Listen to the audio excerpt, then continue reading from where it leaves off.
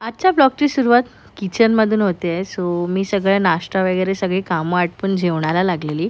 आज मी शेवग्याच्या शेंगांची भाजी बनवते आणि उडदाची डाळ बनवते, कारण का मला कमेंट आलेली की उडदाच्या डाळीची रेसिपी दाखवा. सो उडदाची डाळ आहे ना, ती कुकरला शिट्टी लावायची, 5-7 शिट्ट्या घ्यायच्या आणि अशी शिजवायची.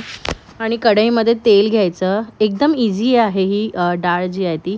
राई जिऱ्याची फोडणी द्यायची, कढीपत्ता मिरची टाकायची आणि भरपूर सारा ठेचलेला लसूण टाकायचा.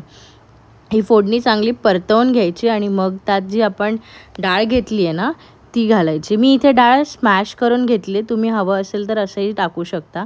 मग ही फोडणीमध्ये चांगली परतवून घ्यायची डाळ आणि मग तुम्हाला हवं आहे तेवढं पाणी घालायचं, चवीनुसार मीठ घालायचं आणि चांगली उकळ येईपर्यंत शिजू द्यायची. आणि इथे आपली जी शेवग्याची भाजी आहे ती तयार झालेली आहे. इथे बघा मी तक्केशी स्काशील बघत होती, लहानपणीची माझी आठवण. आणि मग जे आहे जेवण झाल्यावर ना मी साफसफाई करायला घेतली बेडरूमची, कारण का श्रावण महिना येतो आहे. सो घराची साफसफाई करणं इम्पॉर्टंट आहे. आणि जसं पण मी हात फिरवत असते, पण तरी सगळी साफसफाई केली. आणि जेवायला आम्हाला 4 वाजले बघा. जेवण झाल्यानंतर थकली होती, अजून साफसफाई करायची होती बाहेरच्या रूमची वगैरे.